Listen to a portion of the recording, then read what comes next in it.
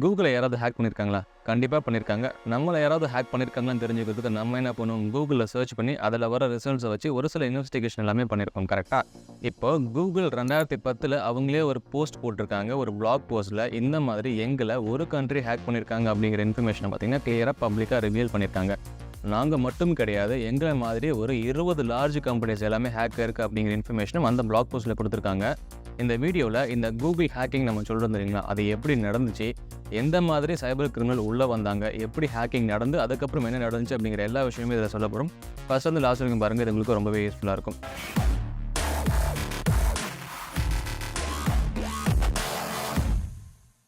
So இதை போகிறதுக்கு முன்னாடி இதுக்கு ஒரு ஆப்ரேஷன் இருக்குது. இது என்ன அப்படின்னு கேட்டால் ஆப்ரேஷன் அரோரா அப்படின்னு சொல்கிறாங்க. ஸோ இந்த அரோரா என்னென்னா serious of cyber attacks.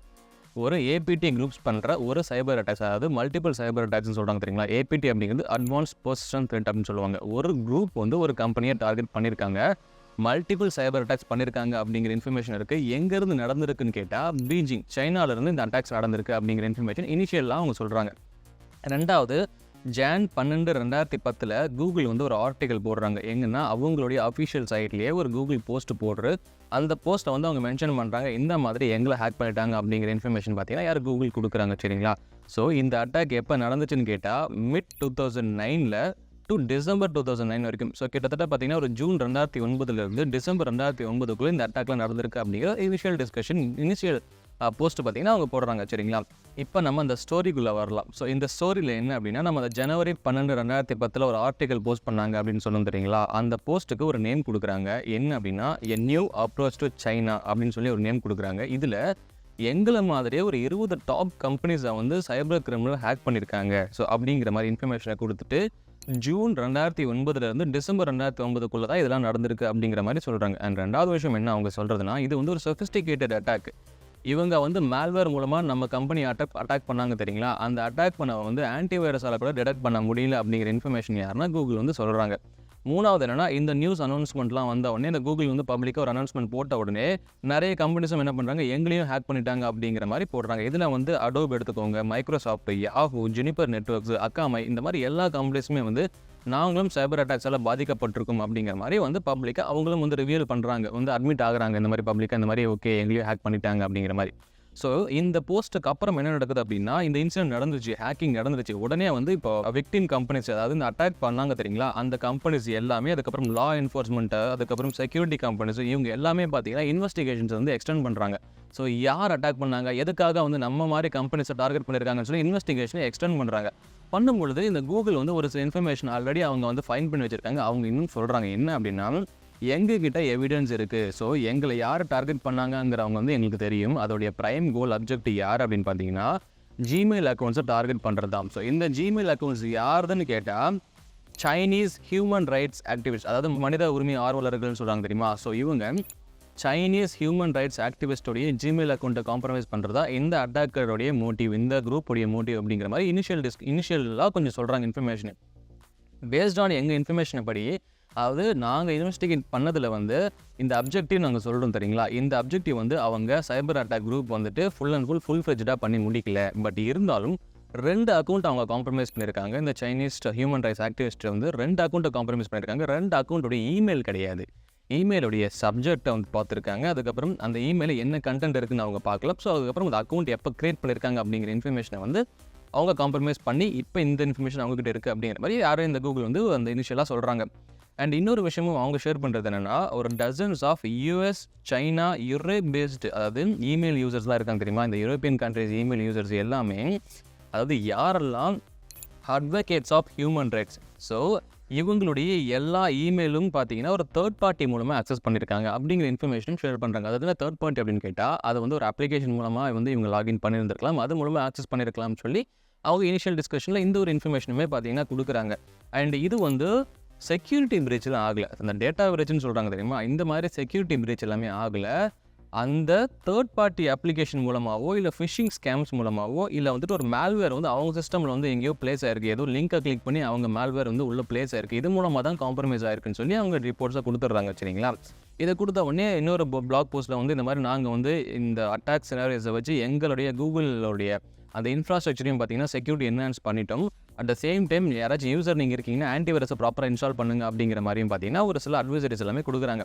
So இந்த இன்ஃபர்மேஷன்ஸ்லாம் ஓரளவு அப்படி இன்டர்நெட்டில் வந்து பரவிட்டே இருக்கும்போது இப்போ இந்த ஆப்ரேஷன் அரோரான்னு சொல்கிறாங்க தெரியுங்களா, இந்த நேம் வந்து எப்படி வந்துச்சு அப்படின்னு சொல்லி என்ன பண்ணுறாங்க, மெக்கஃபே இருக்குல்ல, மெக்கஃபே வந்து ரிவர்ஸ் என்ஜினியரிங் பண்ணுறாங்க. என்னென்னா இந்த வைரஸ் ஃபைல் ஒன்று இருக்குது தெரியுமா, இப்போ நம்ம சொல்கிறோம்ல இது வந்து இந்த லிங்க் மூலமாக கிளிக் பண்ணியிருந்திருக்கலாம், ஃபைலை ப்ளேஸ் பண்ணி உங்கள் சிஸ்டமில் டவுன் ஆகிருக்கான்னு சொல்லும்போது இவங்க வந்து இன்டர்நெட்டில் இருக்கிற இந்த ஃபைல்ஸை வந்து ரிவர்ஸ் இன்ஜினியரிங் பண்ணுறாங்க. யாருன்னா McAfee antivirus company reverse engineering பண்ணும்போது அந்த ரிவர்ஸ் இன்ஜினியரிங்குள்ளே அவங்க கண்டுபிடிக்கிறாங்க இதை சைபர் கிரிமினல் தான் அட்டாக் பண்ணியிருக்காங்க அப்படின்னு.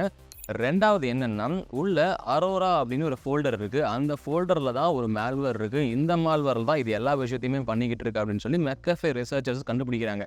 அப்போ யாருன்னா டிமிட்ரி ஆல்பரோவிச் அப்படின்னு சொல்லி இவர் தான் vice president of threat research of McAfee. அப்போ இவங்க சொல்கிறாங்க இந்த மேல்வேர் இந்த அரோரா ஃபோல்டருக்குள்ளே ரன் ஆகிறதுனால நம்ம இந்த ஆப்ரேஷன் அரோரான்னு சொல்லி நேம் கொடுக்குறோன்னு சொல்லி உடனே ஆப்ரேஷன் அரோராங்கிற நேம் கொடுத்துட்றாங்க. அண்ட் ஒரு சில ரிப்போர்ட்ஸும் அவங்க சப்மிட் பண்ணுறாங்க. இது எப்படி காம்ப்ரமைஸ் ஆகிருக்குங்கிற இன்ஃபர்மேஷன் வந்து ஒரு 3 ரிப்போர்ட்ஸ் மாதிரி கொடுத்துருக்காங்க. சரிங்களா, ஃபஸ்ட்டு என்ன அப்படின்னா ஸ்பியர் ஃபிஷிங். ஸோ நீங்கள் ஃபிஷிங் கேள்விப்பட்டிருப்பீங்க. ஃபிஷிங் அப்படிங்கிறது என்னென்னா இன்றைக்கி ஒரு கோடிக்கணக்கான மக்களை கேம்பெயின் மூலமாக டார்கெட் பண்ணுறது ஃபிஷிங். ஆனால் அந்த ஸ்பியர் ஃபிஷிங் என்ன அப்படின்னா ஒரு கம்பெனியில் ஒரு எம்ப்ளாயி இருக்காங்க, அந்த எம்ப்ளாயை நான் டார்கெட் பண்ணி அவங்ககிட்ட இருந்து இன்ஃபர்மேஷன் வாங்குறது தான் இந்த ஸ்பியர் ஃபிஷிங். ஸோ இங்கே வந்து கஸ்டமைஸ்டாக அட்டாக் எதுக்காகனா ஸ்பெசிஃபிக் எம்ப்ளாயி ஆர் கம்பெனியை டார்கெட் பண்ணுறது தான் இந்த ஸ்பியர் ஃபிஷிங் சொல்லி என்ன பண்ணுறாங்க அவங்க சொல்கிறாங்க.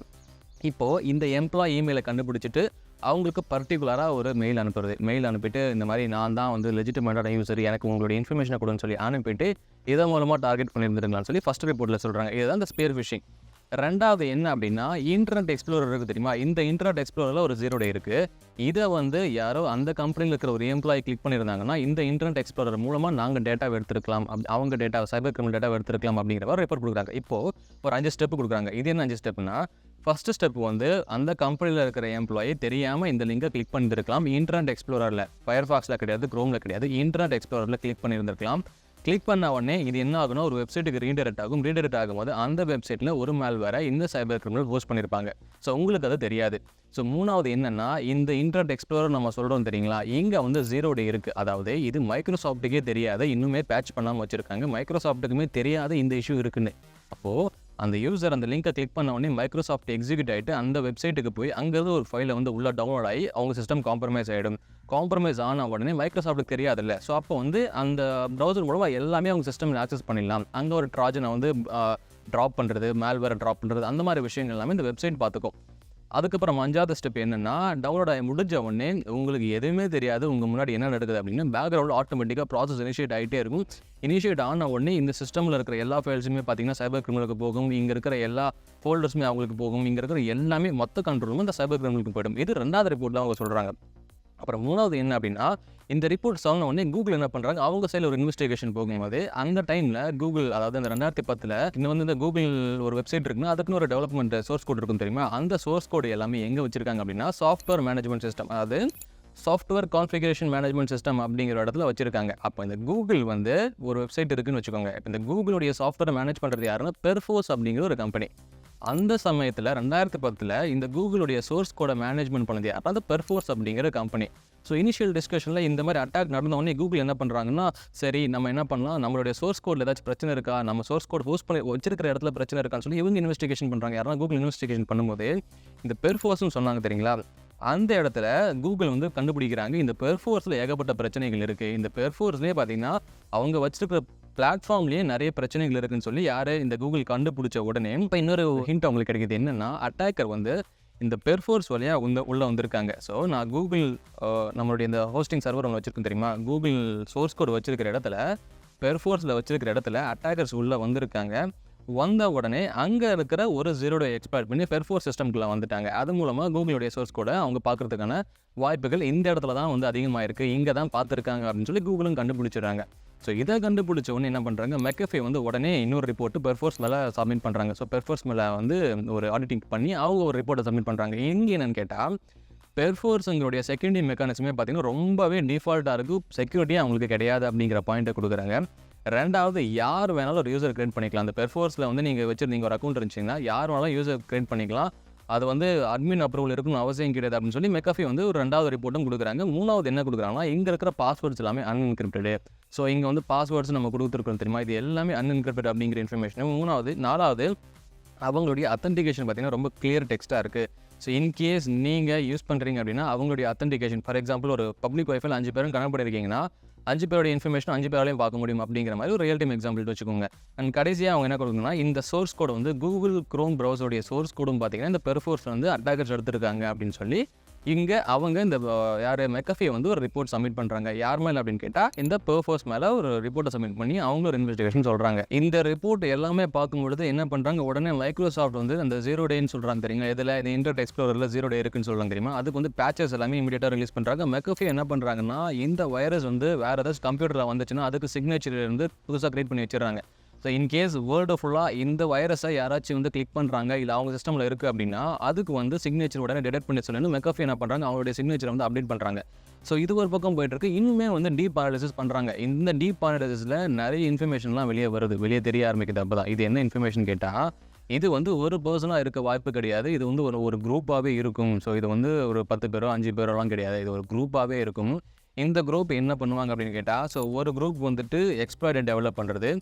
ரெண்டாவது குரூப் என்னன்னு பார்த்தீங்கன்னா இந்த பர்டிகுலராக இந்த கம்பெனியை டார்கெட் பண்ணலாம். இவங்களை டார்கெட் பண்ணால் நமக்கு ஓரளவு பிஸ்னஸ் ப்ராஃபிட் இருக்கும். அப்போ நம்ம இவங்களை டார்கெட் பண்ணி இவங்களை நம்ம வந்து என்ன பண்ணலாம், அப்படியே அவங்க பேக்ரவுண்ட் இன்ஃபர்மேஷன்ஸ் எல்லாம் செக் பண்ணிக்கலாம், அவங்கள வந்து கண்காணிக்கலாம் அப்படிங்கிற மாதிரி ரெண்டாவது ஒரு டீம் இருப்பாங்க. இந்த ரிசர்ச் அண்ட் கேதரிங் பண்ணுறதுக்கு ஒரு டீம் இருப்பாங்க. மூணாவது டீம் என்ன அப்படின்னா இந்த ரிசர்ச் பண்ணி இன்ஃபர்மேஷனை கேதர் பண்ணி ஒரு டீம் வச்சுட்டாங்க. டெவலப் பண்ணி எக்ஸ்ப்ளாய்ட்டும் ஒரு எக்ஸ்ப்ளாய்ட் வச்சுட்டாங்க. இப்போ இந்த எக்ஸ்ப்ளாய்ட்டை வச்சு மூணாவது டீம் என்ன பண்ண போகிறாங்க அப்படின்னு கேட்டால் அந்த சிஸ்டமை டார்கெட் பண்ணி அங்கே இருக்கிற சோர்ஸ் கோட ரிமோட்டாக எடுக்கிறது இந்த மூணாவது டீமுடைய வேலை அப்படிங்கிற மாதிரி இருக்கலாம்னு சொல்லி ஒரு ரிப்போர்ட்டையும் பார்த்தீங்கன்னா சப்மிட் பண்ணுறாங்க. அண்ட் இது எல்லாம் பார்க்கும்பொழுது இப்போ நமக்கு ஓரளவு ஒரு ஐடியா வந்திருக்கு. அதாவது 2010 வந்து இந்த அட்டாக் சினரைஸ் ஆனதுக்கப்புறம் அந்த டீப் இன்வெஸ்டிகேஷன்ஸில் மெக்கஃபி ஒரு ரிப்போர்ட் கொடுக்குறாங்க. இந்த சாஃப்ட்வேர் மேனேஜ்மெண்ட்டில் இருக்கிற அந்த ஒரு இடத்துல சோர்ஸ் கோடும் க்ரோம் பற்றி சோர்ஸ் கோட் எடுத்திருக்காங்க இன்ஃபர்மேஷன் வரும்போது, பட் இது எங்கே ஆரிஜின் ஆகுது, யார் அதை டார்கெட் பண்ணியிருக்காங்க, எந்த கண்ட்ரியில் டார்கெட் பண்ணியிருக்காங்கிற மாதிரி டீப் அனலிசிஸ் பண்ணும்பொழுது இன்னும் ஒரு சில இன்ஃபர்மேஷன்ஸ்லாம் வருது. இது என்னன்னு கேட்டால் இங்கே இருக்கிற இந்த எல்லா டிராஃபிக்குமே இது வந்து எங்கேருந்து வந்திருக்குன்னு கேட்டால் சைனாலேருந்து ஒரு 2 பார்ட்லேருந்து வந்திருக்கு. ஸோ சைனீஸ் கண்ட்ரிலேருந்து ஒரு 2 பார்ட்லேருந்து வந்திருக்கு. இந்த 2 பார்ட்டுமே பார்த்தீங்கன்னா ஸ்கூல், யூனிவர்சிட்டி ஆகட்டும், அப்புறம் எஜுகேஷன், அதாவது ஒரு எஜுகேஷன் இன்ஸ்டிடியூட் ஆகட்டும், இந்த 2 தான் வந்திருக்குன்னு சொல்லி அவங்க ஒரு இன்ஃபர்மேஷன் இன்னும் கொடுக்குறாங்க. என்னென்னா இந்த லான்சியாங் வொகேஷனல் ஸ்கூல், அதுக்கப்புறம் ஷாங்காய் ஜியோ டாங் யூனிவர்சிட்டி, இது 2மே சைனாவில் ஒரு லெஜிட்டிமேட்டான university and education center. So இந்த இடத்துல தான் வந்திருக்கு. அப்போது இங்கே வந்து 100% கன்க்ளூஷன் கொடுக்கல. இந்த ஸ்கூலில் இருந்து தான் எல்லாருமே டார்கெட் பண்ணுறாங்கிறது கொடுக்கல, பட் சைனாவில் தான் வந்திருக்குங்கிறது கன்க்ளூட் ஆகிடுச்சு.